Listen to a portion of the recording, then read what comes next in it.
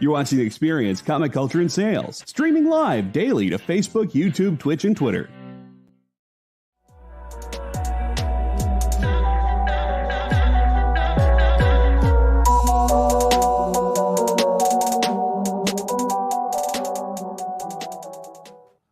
Hello. We're 2/3 of Space Cadettes, and today we're just going to be talking. We had that previous episode a while ago where we came up with a whole comic book idea, so who knows what we're going to talk about today. It should be a fun time for everyone. Yeah. You know, talking as opposed to what we usually do. Which is, I don't know what that would be. Well, I mean, personally, we just text a good chunk of the time. But then we talk. So we talk a lot, actually. That's true. And today we're gonna so we had like a whole plan for today, and then I think we both fell into the rabbit hole that is Blue Book. Yes. And the greatness therein. Yes. Because the original plan was we were going to talk about, and we probably will at some point in the future still do a general episode on like real people in comics, and you know, I mean, we'll talk about some of that today, but the stories in Blue Book are so good. Yeah, and the thing is, like, I honestly think that this whole story could, like, not this whole story, this whole talking thing could be just Blue Book, because that's the most it's the most investigated UFO story that's ever existed. And then they put in like other myths and stuff at the end of every issue. It's so good. It's so good. Is Betty and Barney Hill the most investigated? Because I feel like Area 51 and like the crash there. Well, like personally. Yeah. Investigated. Like they actually called the Air Force and stuff, and then we're like, hey, stuff happened to us. I don't know who we call. And this is really messed up. Like, I don't know what's happening. Like, that was their whole thing. And the craziest thing to me was that they weren't people that were looking for clout or looking to be famous. It's not that type of thing.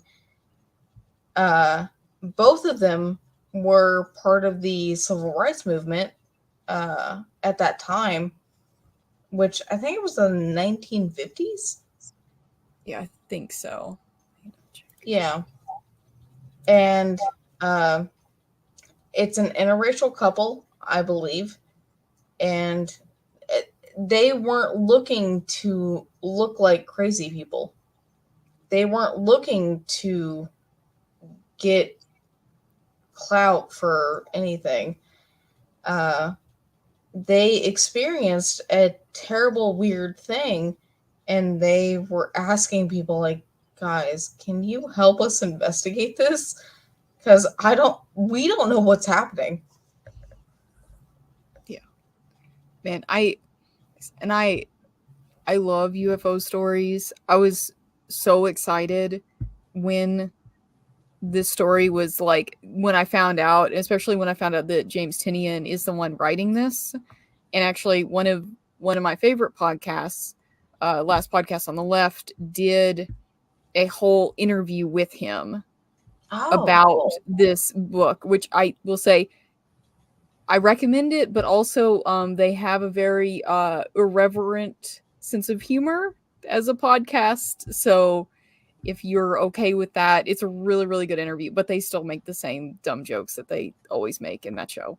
So, but yeah, it was really good. It was really interesting to hear him talk about how the whole goal that he had with the comic was to tell stories that didn't get told a lot because they are so bizarre. And honestly, like, I had heard of Betty and Barney Hill, which is like, I guess for people listening who aren't familiar with the comic that much, each issue is like the main story, following the main story of this couple who got abducted and their like quest to deal with that. And then it's like has these like mini myths at the end of each one too. So it's like 2 comics in one. Yeah, which it makes me so happy because each one I've actually heard of. Yeah. But no one has talked about, so it's just like, yes, I feel seen. Like, yes, someone else likes these things or is talking about these things. That's really awesome. Honestly, I was not familiar with with 2 of them. The third one, Terrar, that's a hard word for me to say.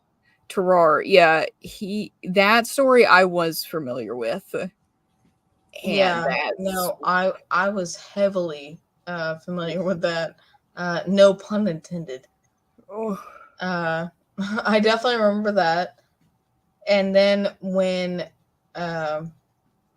they mentioned the green kids, I was like, oh man, I do remember that myth. I definitely remember reading about this. And then the what was the first one? The first one was, it was that one was one I had not heard of. That one, the guy flying around New Jersey. Okay. I didn't remember the flying around thing. I remembered the elephant. That, yeah, and also I didn't. So I read that one, and I just got caught up today on reading, and like, I don't really understand the connection between the elephant and the man flying around. I think it was all like that person was at the World Fair. Yeah. And he saw that, and he also saw the person flying. Okay. Yeah, but it wasn't like, okay, I was just making sure I hadn't missed something that like. No, I don't think you missed anything. Yeah, because I know they were like, oh, there's like a brothel in the elephant. Yeah, I was just making sure that I didn't miss something there with like the elephant and the like guy flying in the contraption. But like, do you know, was that just something for the World's Fair that there was a guy flying around? Well, no, I don't think it was something for the World's Fair. It was just something that people saw during that time. That was my interpretation. Like, people were hanging out at the beach while the World Fair was going on, and they saw something weird. Yeah, that was my interpretation. I hadn't heard of that, but like, it was really interesting reading that one because literally like a couple of years ago, there was a guy in a homemade flying suit flying around LAX. Like that, just like he was just like flying around, and they were like, "Hey, get down from there. We're air traffic control at the airport." They were like, "Get down from there. Like, what are you doing?" And like people like saw it and were like, what the heck? I don't know if anybody ever like caught that guy, but like, yeah, they were just like a person just flying around. It's interesting to think like there's like recurring stories of people just zooming around. I would not be zooming.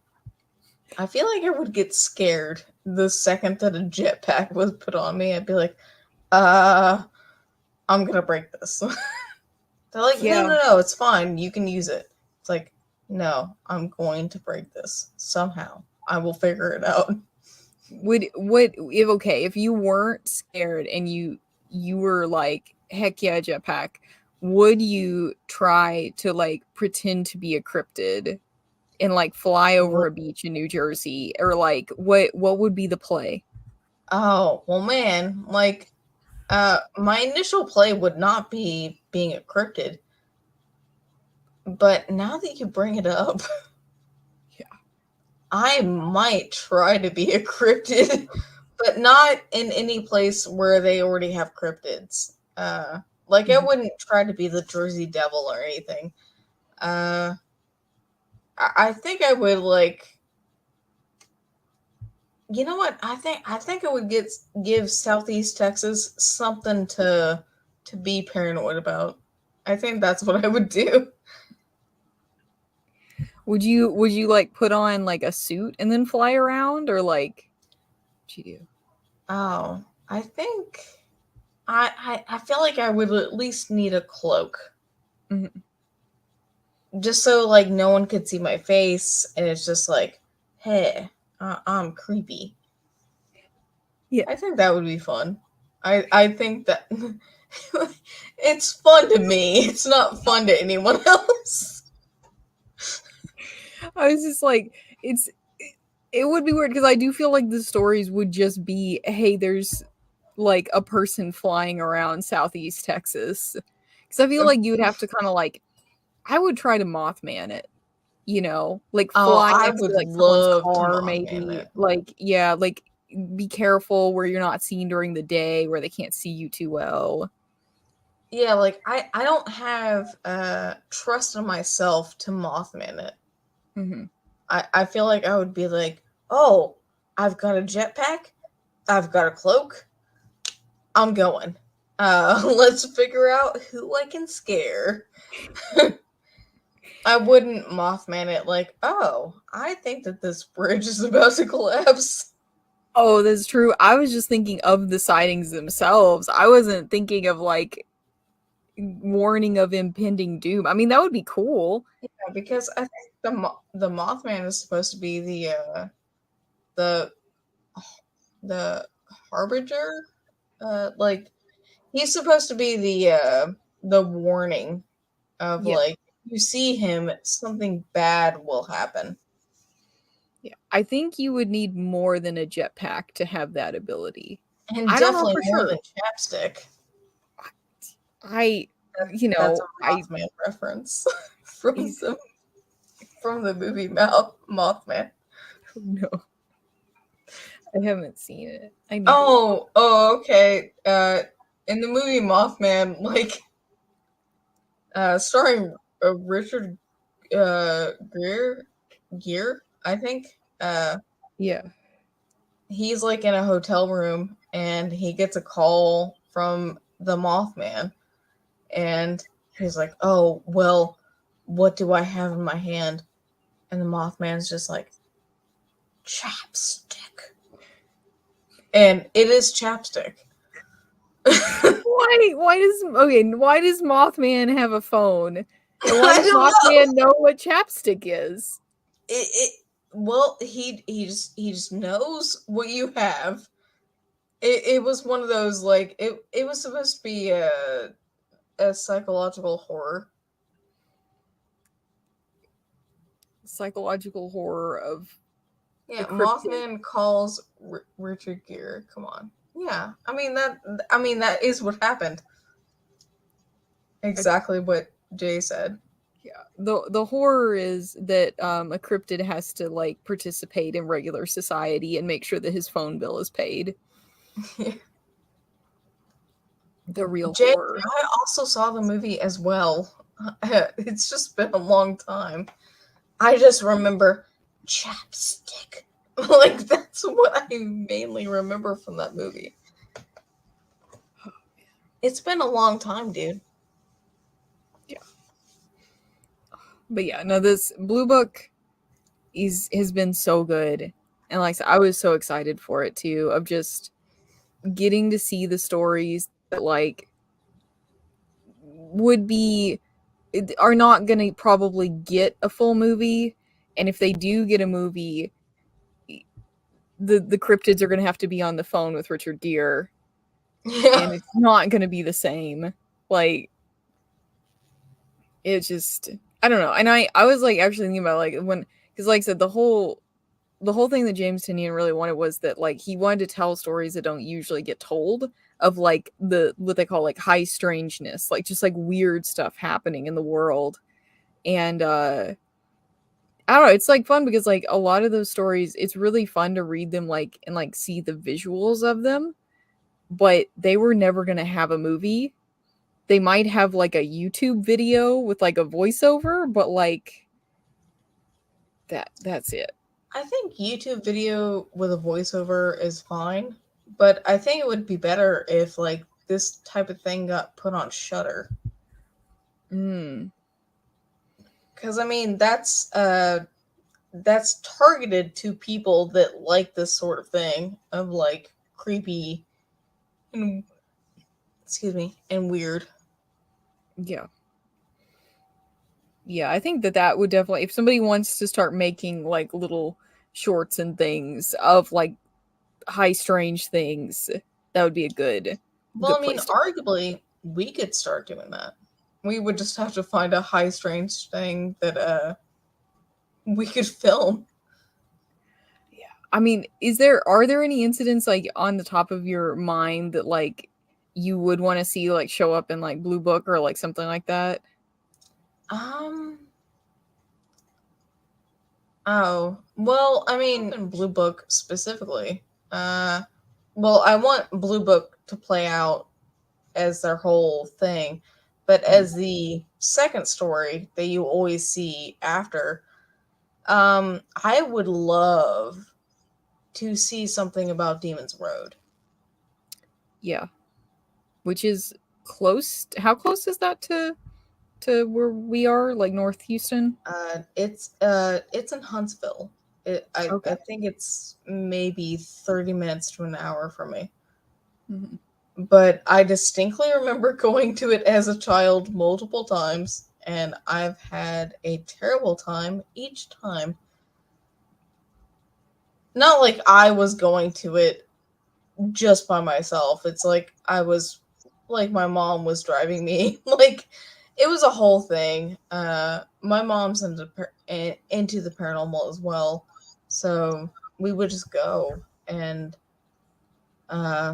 each time it got worse and worse, and it was a terrible time each time.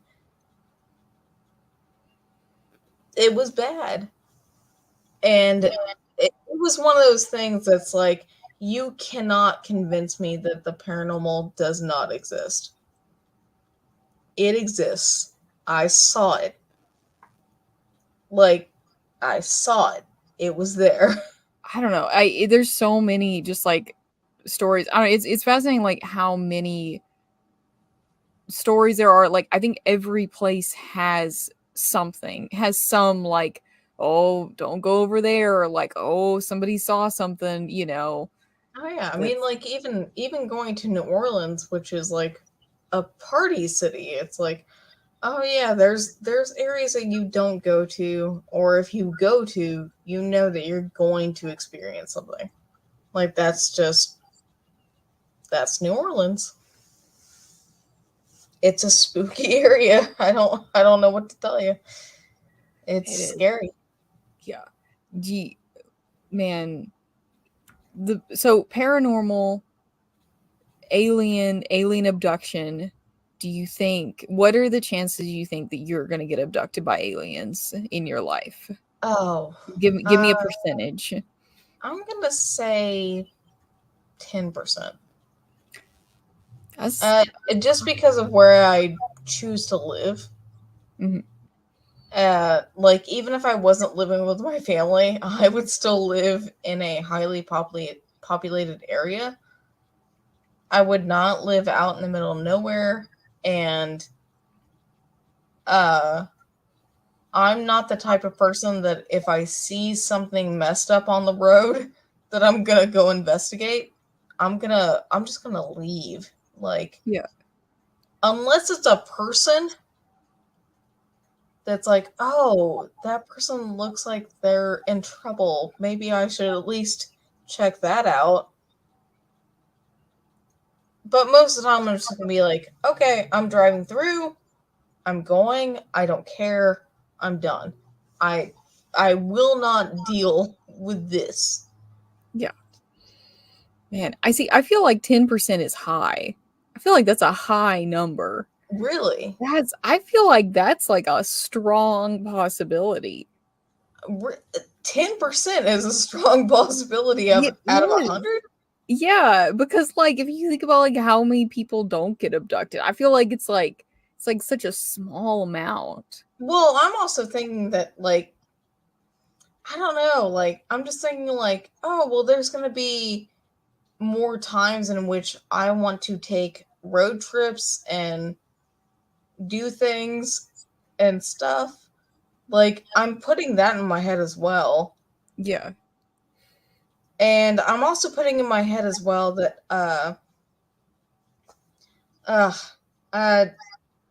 am that type of person that if I see a hitchhiker, I might try to help them out. Mm-hmm. But they could turn out to be an alien that's trying to abduct me. That's the whole thing too. I feel like the line is getting blurred between just being like kidnapped. Are there stories of aliens pretending to be hitchhikers? Is that a thing? I don't know. I've never heard it. Oh, this is strong blurred lines. They just have a mustache. It's like still like just like a little gray man with like a mustache. They just have the Groucho Marx like glasses and eyebrows and mustache that you just put on. If you see that, we'll draw it and then we're gonna put up. If you see this man, it's an alien. Do not pick them up. Like his eyes are still poking out of the glasses, and his mouth is still not correct. It's just, oh man, it's gonna be a funny drawing. Have you seen this man? You see there, man.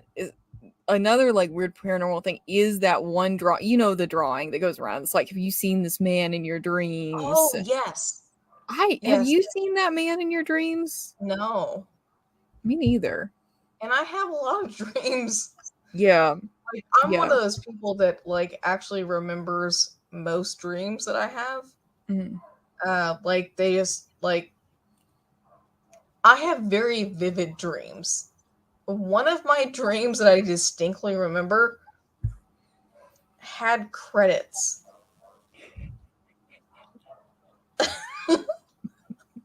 It literally had credits of like, oh, the dream has ended. Here's everyone that was in the dream. And it's just like, oh, cool. And then I woke up and I was like, man, did I just watch a movie? No. Did Steve Buscemi, did he have a cameo? No, unfortunately. But Robin Williams was in it. That's nice. Yeah, because it's like I had a whole dream of a bunch of stuff happening, and then the credits rolled, and Robin Williams was part of it, and everything. And I don't know. I was in the credits somewhere, but you weren't the main star. You were like down there. Videographer for like best boy. I definitely was not the I was definitely not the star in my own dream. Man. Yeah. But yeah, I have insanely vivid dreams. So yeah. But I've never seen that man. Mm-hmm. I wonder too if like people like see that image and like it's like because it's always that same drawing of that guy and then they're just like and it's also like it's very easy to be like, oh, like if you really start thinking, have I seen that guy in a dream? Dreams are like, I feel like it's very easy to be like, if you think really hard about them, it's gonna change what your memory is of the dream. Yeah. Like try and hold on to it too much. It's like did that happen? No, that didn't happen in that dream. Because, you know. Yeah, and then I guess I have the exact opposite. Like, I hold on to something so much that it's like, no. I definitely saw that. I definitely had that dream. And it was crazy. I have bad sleep, so That's true. And with that, I think that we should take a nap for 5 minutes and then come back. So we'll be right back, guys. that sounds good. Okay. Goodbye.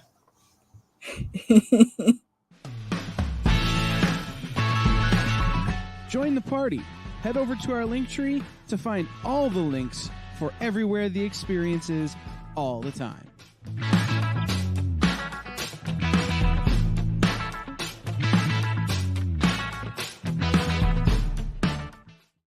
Imagine being at a convention and going to an interview panel that's just for you. No bustling crowds, no hours-long lines, just you, the moderator, and your favorite comic book creators. Well, this is pretty much that. Miss Jen sits down every week with 2 comic book creators for a live stream interview about their latest work, and you can ask them whatever you want. It's Talking Shop, Mondays at 5 Eastern on The Experience, Comic Culture and Sales. Go follow The Experience on TikTok at @the_EXP1 or scan the QR code on the screen. Our TikTok is like everywhere else we are, except you only have to deal with us for a minute. Seems like a win-win to me.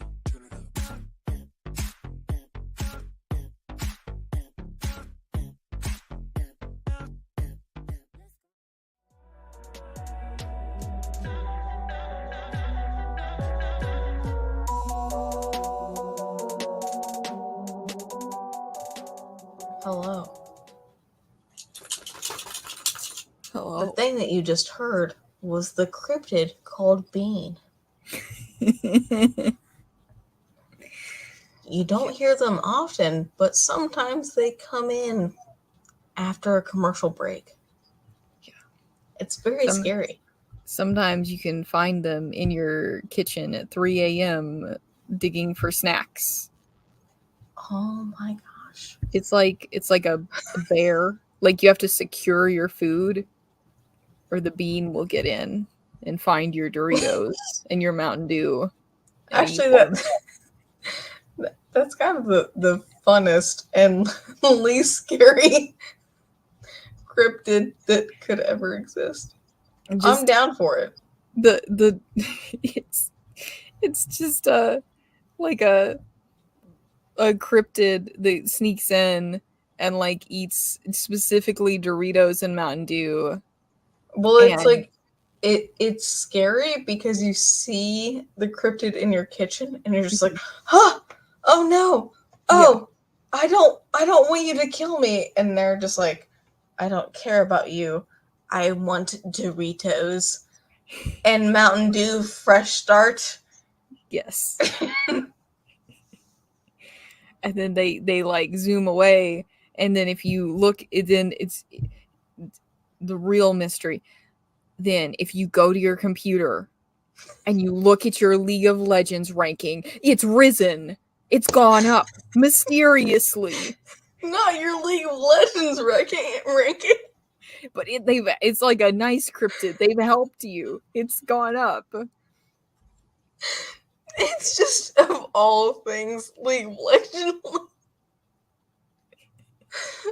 That's the only thing that they would help you with. Yeah. Oh man. One of my favorite cryptid stories. I gotta look. So is have you heard the story of Jeff the Mongoose? It is.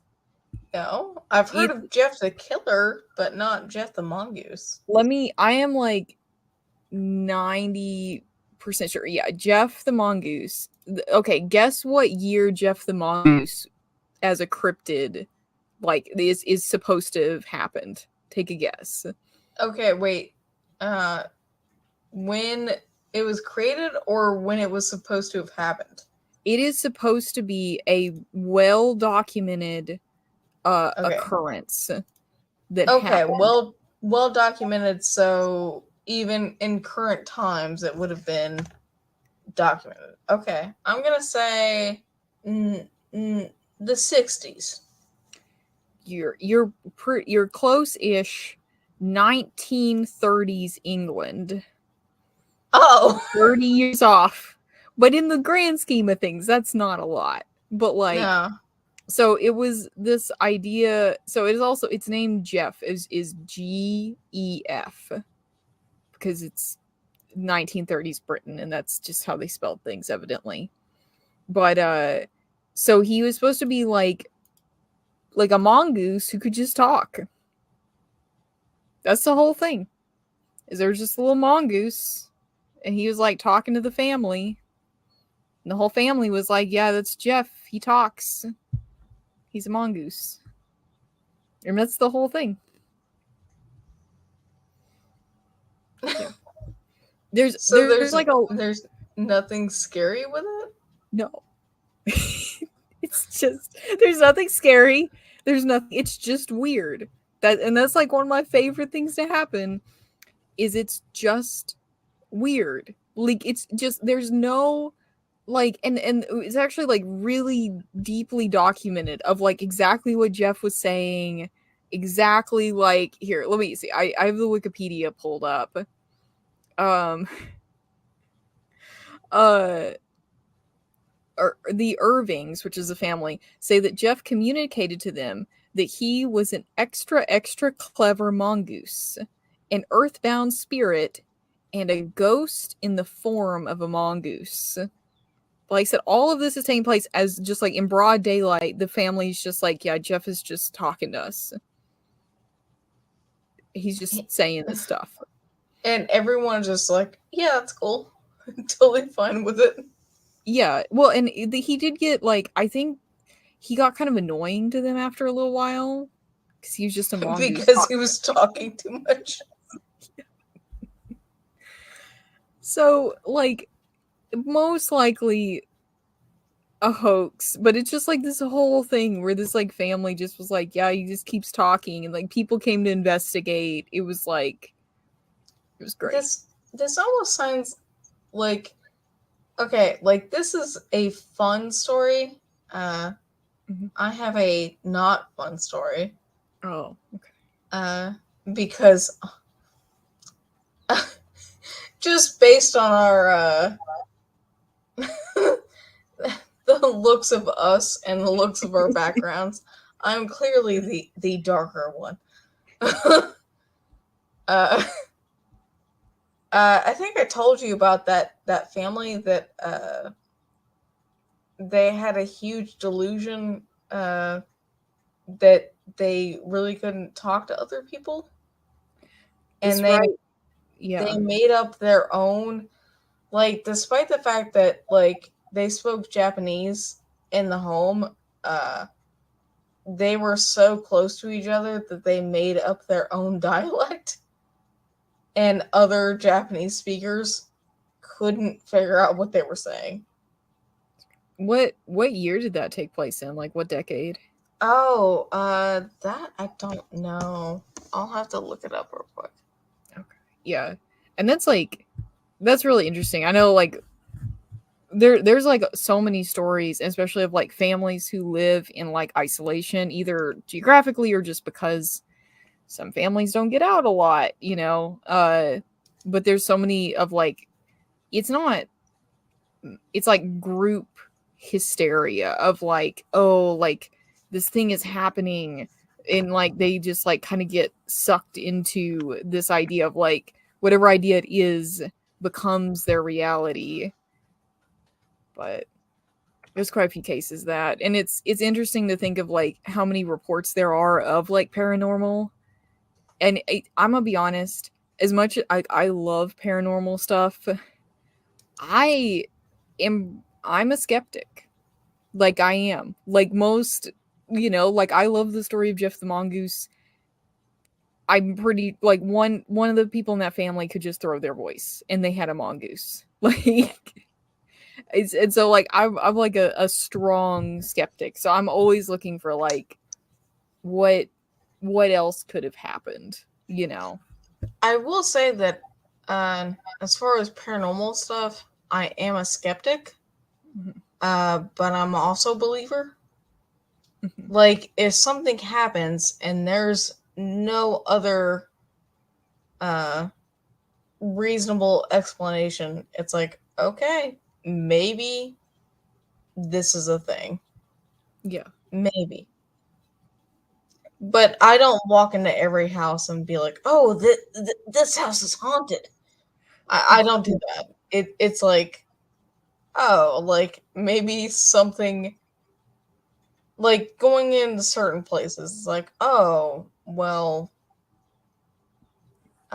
this seems off. This place seems off. Or, oh, I heard the 3 knocks, which is supposed to be the demonic, like, 1, 2, 3 type thing. Yeah. Oh, if I heard that and I know that there's no one else in the building, oh, that's not good. Stuff's bad. Stuff's bad. Yeah. But I'm definitely not going to be going and running into places that people say are haunted and being like, yeah, come at me, you know. But I feel like going into Demon's Road would be a big, like, oh, this place is haunted. Yeah. Demon's Road has messed me up for life, and I'm so mad that I look at Google Maps and Demon's Road no longer looks like it did. It looks completely different. And it's like, oh my gosh, did I just not go there? But no, I went there. It was there. It was different. And it was terrible. It was a bad time. Man, so one of my favorite comics is Gideon Falls. I had a panic for a minute that I was getting it confused with Gravity Falls, which is a great TV show. Love that. But I was like, that's not it. They can't both. But nope, they just both have falls in the name and they're both spooky ooky. And but I love Gideon Falls because Gideon Falls feels like being in a conspiracy within the book, because that's kind of like a big part of it is like there's all these different, I don't know, have you read I haven't read that, but even reading Department of Truth throughout that, I was like, oh man, am I a part of something? I feel like with Gideon Falls was definitely like, it was not based in anything in the reality, and like I think that there's like a certain comics that set up a world in which there is conspiracy, where it's like, it's so fun because you get the fun of like the conspiracy theory in the fictional world of like, oh man, there is something big and crazy going on. And Gideon Falls, for anybody who hasn't read it, is like, it starts off, it deals with like parallel worlds. And this guy, I'm trying to think, it's been a while since I've read it, and the main parts I remember are the later parts. I don't remember exactly how they started. There's, you know, no spoilers, but there's a lot of looping back and things interweaving, and it's one of those where it's like, and there's a character who is actually in like treatment because they're like, this guy, he has this compulsion to like dig through the trash and like pull out pieces of wood, and he'll say I all of a sudden he just knows that he needs to go dig in that dumpster. And so of course his therapist and many other people are like, okay friend, but like you don't have to, you don't, you know. And he keeps pulling out these pieces of wood and like nails and things, and then eventually it's all pieces of the Black Barn, which is like an dimensional portal. It's like, you know, I don't think that's too much of a spoiler, because in the first few issues you see people going in and getting transported away from where they were. But so Man, that's I'm super down for this. yeah, it's a wonderful book. That maybe that'll be my pick of the week. But it's really good. Yeah, And no, I'm super down for that. yeah. Have you read any books like that where it's like if you feel like you're in this world trying to figure out what's happening? I will say, Department of Truth gave me that feeling. And then something that wasn't a pick of the week, but I read on my own, Nightmare Country. Oh, I haven't read that one. Oh, that gave me some feels of like, oh, I'm here, but I'm not here. Yeah. But I also, man, I think the Corinthians kind of cute, and that's the only reason I started reading it. Oh man. Because I had to read Nightmare Country Glass House for work, and that was really good. Mm-hmm. And then I started reading Nightmare Country on my own, and then it's like, oh, this actually goes right into Dead Boy Detectives, which is really good. 10 out of 10 would recommend. But like the whole universe, it just goes together so well. It meshes so well that you just don't even know. It's so amazing. And the Corinthians really cute. I can't explain it. I won't. Yeah. I'm excited to read that series and just the Sandman world in general, because you've never read Sandman at all, right? No, I have them. I got them in there. I got almost all the volumes when they did the re-release like last year, because I was like, I want to read them, because I've wanted to read them for a long time. Through, and for a long time I was like, well, I can never find the books. I don't know how to get books otherwise. I mean, in the far past of being just like, I can't find a book, so I guess I can't read it. Now I'm like, there's ways to read books. There's so many ways. I can figure it out. So yeah, and I will say, at least with Sandman, they have so many arcs and like storylines that it doesn't matter if you have read it from the start or you just read these storylines. Like, you could start reading Dead Boy Detectives and it's like, oh, cool, I'm into the Sandman universe. Yeah. And then you read Nightmare Country and that leads right into Dead Boy Detectives, and it's like, oh man, I didn't notice that. That's so cool. Yeah. And then there's another Nightmare Country Glass House, and that character from there is in the previous Nightmare Country. It's a whole thing.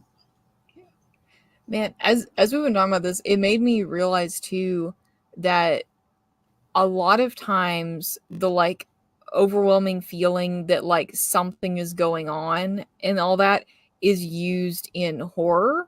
Like in horror movies, there's like the whole thing of like you go back and watch them and actually like, oh, and in video games too, of like, oh, actually this and this and this, and you subconsciously you were like picking up on it. It's like the whole thing of like would you kindly BIOSHOCK. Mm-hmm. Like, the person was like, would you kindly do this? And then at the end, he was like, oh no, that was just me doing terrible things to you and saying, would you kindly do this? I was conditioning you to do this by saying, would you kindly? Yeah. It's definitely something like it's used to like give a sense of unease. Yeah. And it's interesting to think like in something like comics where it's different from a horror movie, because in a horror movie you're strapped in, like whatever the filmmaker is showing you, the pacing is controlled, the like you're going at their pace. But like, I do wonder how effective and how much like that gets done in comics in a place where maybe that's a way to kind of help build fright. That'd be interesting, because like I've read quite a few horror comics, but I don't remember it really being used in a way that's like, oh, there's things in the background, there's recurring things over and over and over again, and it's building that like, oh, there's an overall sense of like dread and something is going on that you don't really know what's going on, but something's going on. Yeah, which honestly, I feel like talking about that is a whole other episode. Like, we could talk about we could deconstruct horror for at least an hour. Yeah. See, like I'm like trying to think of like specific things where there are like where there are recurring like themes and things. And the main one I think of is the book that we read about like a month ago. I don't know time. But Seven Sons did that a lot with their paneling and like how the pages were structured. They had like recurring panel structure, which was kind of something that I was like, why did they do that? But now I'm like, probably because it was this very bizarre like geometrical paneling they were doing on the pages, but they were continually doing it. Like he was like, J-Lu was continually doing exactly the same paneling. And of course, a big part of that story is about like controlling how people think and control, you know, like mass like signaling.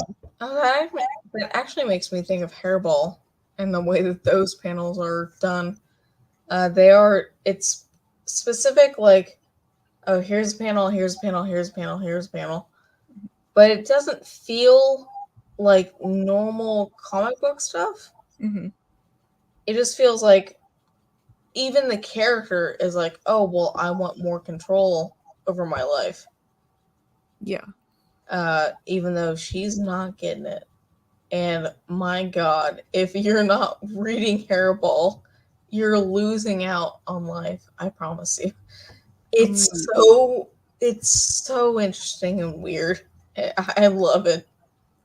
I'm missing out on life. Yeah. It's so weird. Like, definitely read it. It's so weird. I just typed Hairball into Google and it didn't show me the comic. Well, look up Hairball comic. I know. I just was like, I don't know why I thought that would work. This just showed me a picture of a Hairball. I mean, that happens. We've established it's by Matt Kent, by the way. Yes. If that helps. Oh, I'm looking at the cover. There's a little kitty with a finger. The kitty has a finger. Yeah. Not that the finger is growing out of the cat. The cat has a severed finger sitting in front of it. Yeah, which when I first read it, I did not even realize that finger. The finger. I didn't even notice it. That cat is ready to play Elden Ring. There's a lot of fingers. This is, yeah, that's why there's a finger on there. Yeah, definitely. Yeah, that's the nicest way to put what happens. Yeah, there's so many books and so little time. Agreed. Yeah, but no, and Blue Book, as we checked over the break, it has 2 more issues to wrap up the story, and so we get 2 more weirdo, like high strange mini stories, which I'm excited for. Which I will say that doesn't even wrap up the story in 2 issues. He really isn't getting into like all of the nitty gritty. I mean, I like it. I think that he's doing a really good job with like, because obviously as somebody who's like, he's doing a good job at putting it out there. Mm-hmm. Yeah. But there's so much more. But I guess Yeah. that's up to the reader to be like, oh, this is a real thing. Yeah. I do think it is, you know, I maybe this sounds like I'm like being it is definitely like commercialized of this is easily digestible, this is what happened. You know, it doesn't get into a lot of the details, but I like it. I mean, it's fun to read, and I think even like the art very much goes with like telling this like very straightforward story. They've gone with like a blue color palette to go with like Blue Book as the title, which is the like Air Force's like code that they used for like a long time for like UFOs. So that's why it's called Blue Book. But and so that's I'm really hoping they do more series of more alien abductions. Oh, But, heck yeah. I hope that more comes from these creators. Yeah, but I'm okay with them not getting into all the nitty gritty and not getting into like every detail. Some of those alien abduction stories are very, very detailed, and it's like, dude, okay, well, okay, this is, yep, probing, okay. Yeah, well, they even hinted that at the end of the latest Blue Book, it was like, oh yeah, Betty's story will be way worse than Barney's. So it's just like, oh, okay. Yeah, they might be about to get into like the oof. But yeah, there, I mean, just recently I was like listening to something where I was talking about a guy's like experience, and his story of what happened to him involved like a whole intergalactic war. There was politics involved. It was like a whole thing. He went into all this detail about like the suits that he had to wear. It was like that's what I mean when some of the alien abduction stories get like very, very detailed, and it's like, this is 200 pages written down of documents. Like, that's a lot. That's a lot to get into a comic. I don't know that the really long ones, you got to kind of gloss. Yeah, no, that's definitely. I mean, that's a whole other podcast to talk about that sort of thing. Yeah. Oh, but yeah, no, it's great. It's great to see these stories like coming into comics, and it's gonna be really good. I mean, dude, once I realized the story that was happening, I was like, wait, am I going crazy? And then I looked it up, and it's like, oh no, it is this. It's the thing. It's the same thing. Yeah. I'm so happy. Like, people are talking about this again. Like, it's a thing. I'm not crazy. It happened. Yeah. Or maybe it didn't happen. Maybe it did. Has there been like a Mothman dedicated comic? Oh, I have no idea. There probably has been. I mean, there's a Mothman dedicated game, Fallout 76. It's in Fallout 76? Yes. Oh. Because that takes place in West Georgia. Mm-hmm. And oh man, now I can't remember. Point Pleasant, I think, is the the place where the statue is and everything. Yeah. I mean, it's you can run into Mothman during special events, and they even have like a special the event that they have in that area, it's not for Mothman, but they have like a whole special event. It's a whole thing, but during the time that happens in real life, it happens in the game. And it looks the same. It's the same road, it's the same street, it's the same house that you go into. It's the same thing. It's crazy. I've seen real life versions of it. It's just like, oh my gosh, that's crazy. That's awesome. Yeah, we'll have to dig though and see if they have. Hopefully, there's got to have been a comic. There's got to have been video game, movie. Yeah, it's got to be. Well, there's definitely a movie. Yes, yeah, I know. That's why I was listing all the things that they have done for Mothman, and it's like they've, yeah. There's definitely been the Mothman prophecies. And with that, actually, I think Mothman is calling my phone right now, so I need to take this so I can ask him about chapstick. Yes. But so we will be back next week. We've been 2/3 of Space Cadettes. I've been Bean for most of this, joined by Alfie. Chapstick.